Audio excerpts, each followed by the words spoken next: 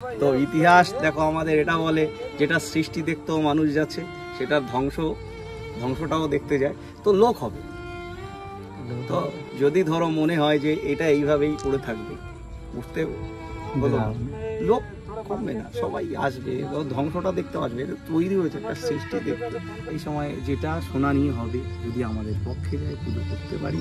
সবাইকে আমরা বারবার করে বলছি এই সঠিক জিনিসগুলোই প্রচার করো। অনেকে প্রচার করে দিচ্ছে এই পুজোর পারমিশন হয়ে গেল, এই এটা হয়ে গেল, ঠিক আছে।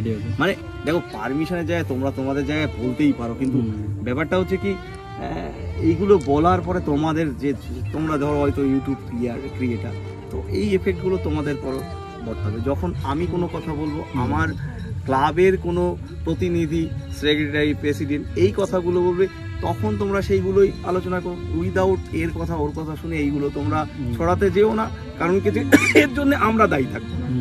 টোটাল বলছি যে কোনো রকম উল্টো পাল্টা যদি কোনো নিউজ হয়, যেহেতু কোর্টের ম্যাটারটা রয়েছে, তো তার জন্য টোটাল দায়িত্ব থাকবে যারা প্রচার করছে তাদের জন্য।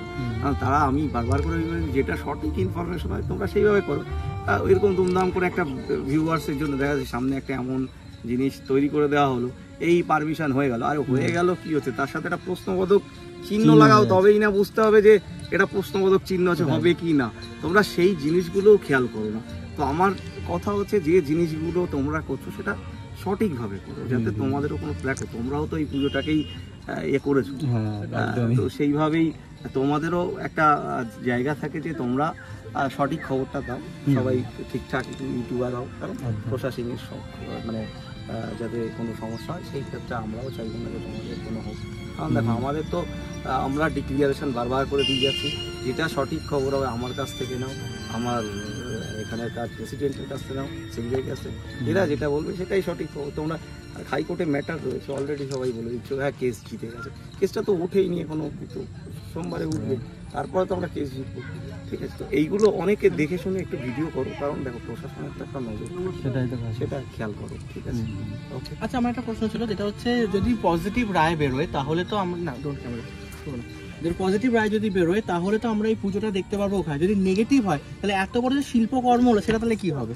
আমি তো একটা কথাই বলেছি, ইতিহাস তৈরি হয়, সৃষ্টি হয়, ইতিহাসের ধ্বংসটাও হয়। তো ইতিহাস দেখো আমাদের এটা বলে, যেটা সৃষ্টি দেখতেও মানুষ যাচ্ছে, সেটার ধ্বংসটাও দেখতে যায়, তো লোক হবে।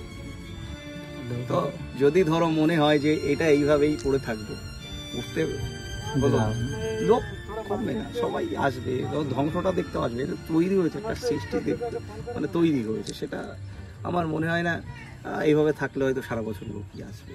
আমি তো কাউকে আটকাতে পারবো না, এটা আমার ব্যক্তিগত জমি, কিংবা আমাদের পাড়ার গ্রামের সবার জমি। তো এখানে এটা থাকলে কার কি অসুবিধা আছে? তো থাকতেই পারে এটা সারা বছর ধরে, তো এখানে এসে সবাই দেখতে পাবে যে এইভাবেই থাকলো, রয়েছে।